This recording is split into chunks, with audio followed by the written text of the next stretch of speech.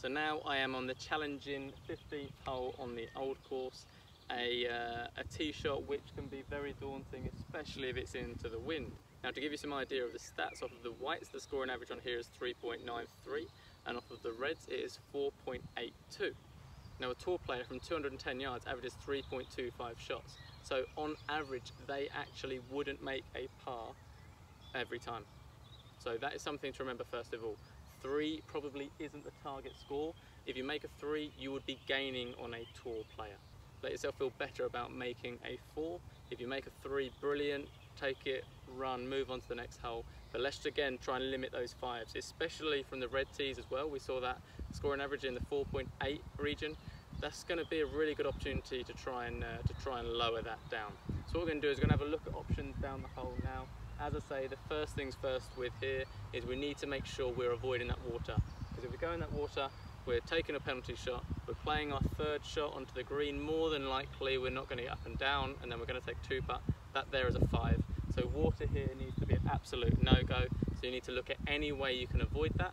And again, not getting sucked into it being a par 3, so I have to play it and go for the green. We are looking to plot your way around and to get those scoring averages down, however we do that. So let's go and have a look.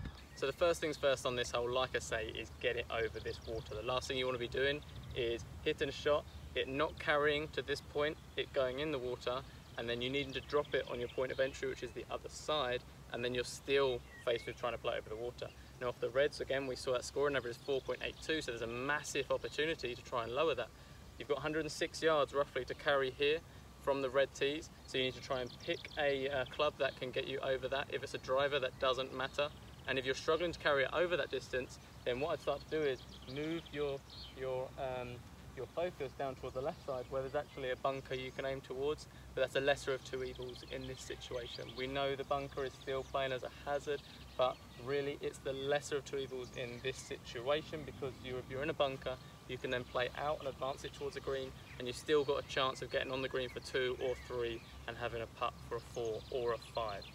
Now, worst case scenario is you go in the water, you're dropping it back, you're in the water again. Next thing you know, you've got 5s and 6s guaranteed on the scorecard. Now to this point here at the back of the green, I've just paced it from the front edge of the green to this point where it's just on the back mound.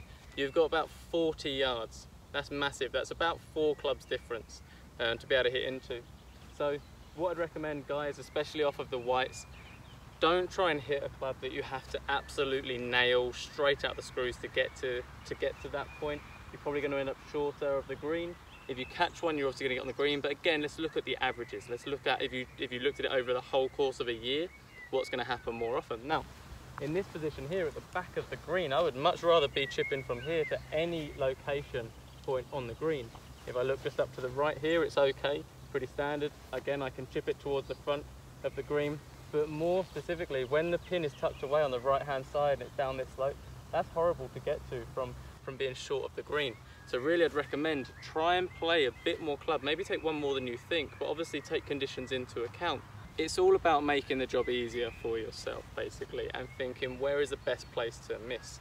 Yes, okay, we want to get over the water first of all, but really where can I leave it that is going to give myself the easiest chip to any location? And I'd probably recommend it's here.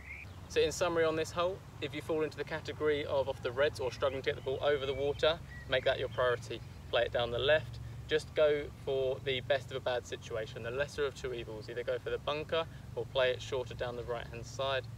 Either way, try and plot your way around that, because if you go in the water, your scoring average is going to rocket up.